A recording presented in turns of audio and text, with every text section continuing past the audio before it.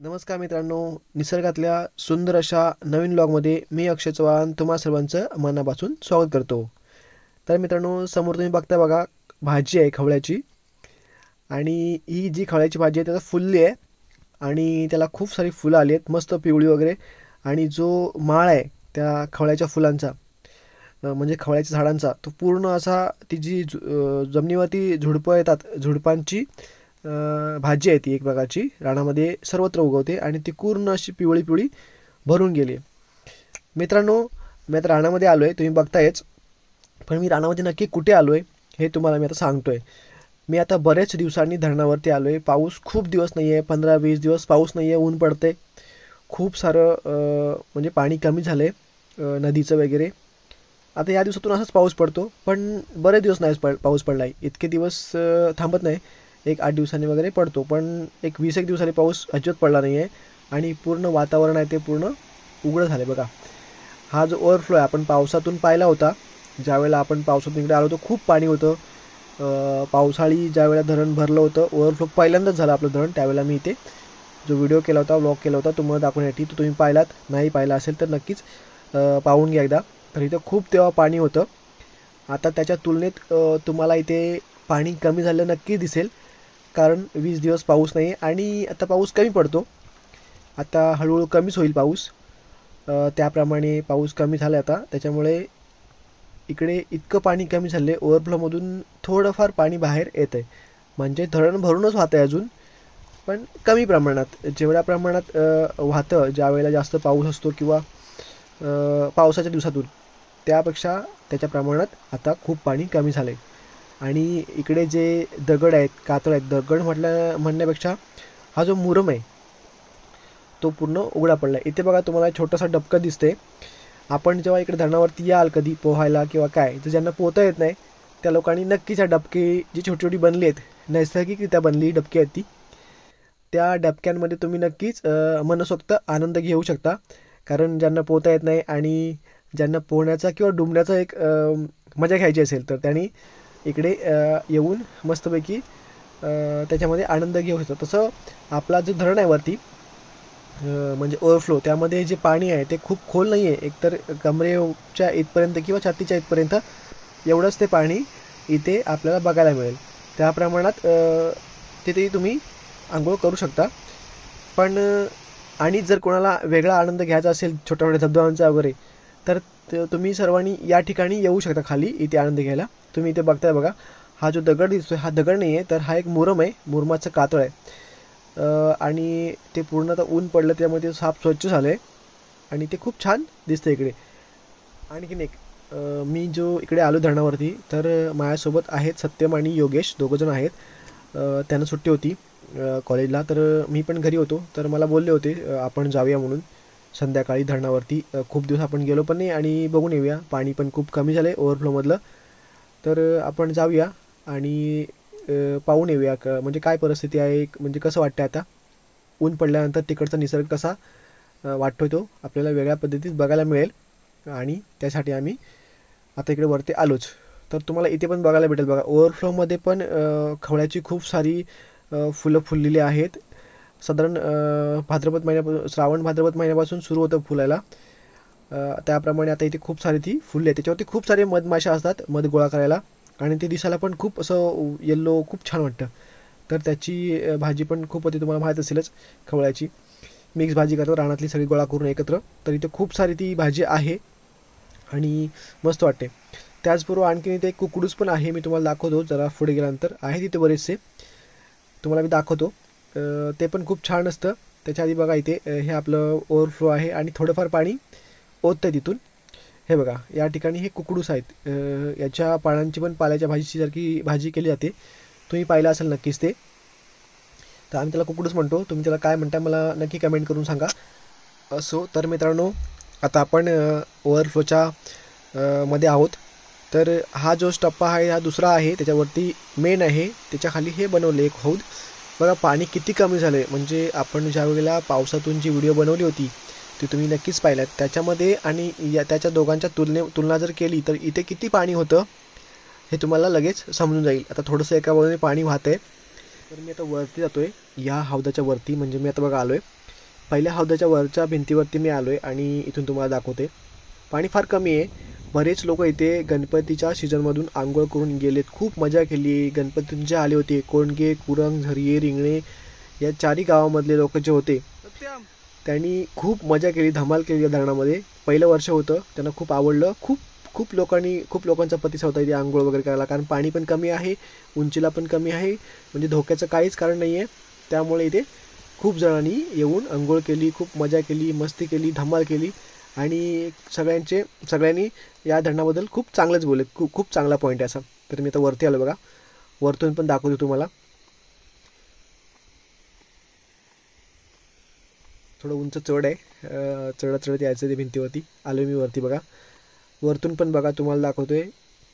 ऊन आहे त्याच्यामुळे छान दिसतंय. आणखीन एक ऊन असल्यामुळे आम्हाला खूप गरम झालं आहे. आत्ता असं वाटते आंघोळ करावी इथे. यांचा मूड झाला आहे आंघोळ करायचा, बोलतात आंघोळ करूयाच. तर थोडं आधी धरण फिरूया इकडे पुढे, नंतर मग आणखीन गरम तर झालंच आहे म्हटल्यानंतर आधीच फिरूया नंतर फिरण्यापेक्षा. तर नंतर आंघोळ आपण हौद्यामध्ये करणार आहोत, म्हणजे त्यांनी ठरवलंच आहे करूया म्हणून.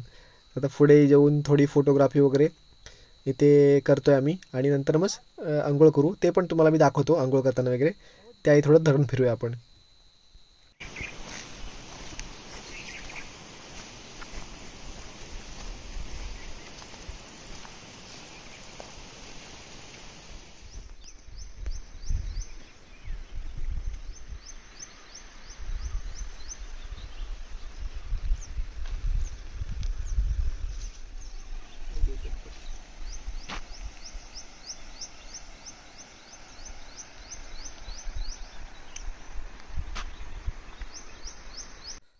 मित्रांनो, तुम्ही एक नक्कीच नोटीस केलं असणार, आता जेव्हा मी तुमच्याशी बोलत नव्हतो तेव्हा पक्ष्यांचा खूप सारा आवाज होता. ऑफकोर्स येणारच, कारण का आता आपण जंगलामध्ये आहोत आणि महत्त्वाचं म्हणजे आपल्या कोकणातलं जंगल आहे, त्याच्यामुळे इथे खूप सारे पक्षी खूप आहेत. कारण नेटवर्कचं प्रमाण कमी आहे इकडे, त्याच्यामुळे त्यांना त्रास होत नाही. त्याच्यामुळे या जंगलामध्ये खूप सारे पक्षी अजून इथे आपल्याला बघायला मिळतात आणि त्यांचा इथे खूप सारा आवाज होता. एवढं खूप मस्त वाटतं ना ते ऐकायला आवाज. तुम्हाला पण तुम्ही पण ऐकला असाल नक्कीच, तुम्हाला खूप आवडलं असेल. ठीक आहे, आता मी इथे आलो आहे, अंघोळ करायचं आहे. आता मी अंघोळीला उतरणार आहे. तुम्ही बघा आमची धमाल कशी असते तिथे.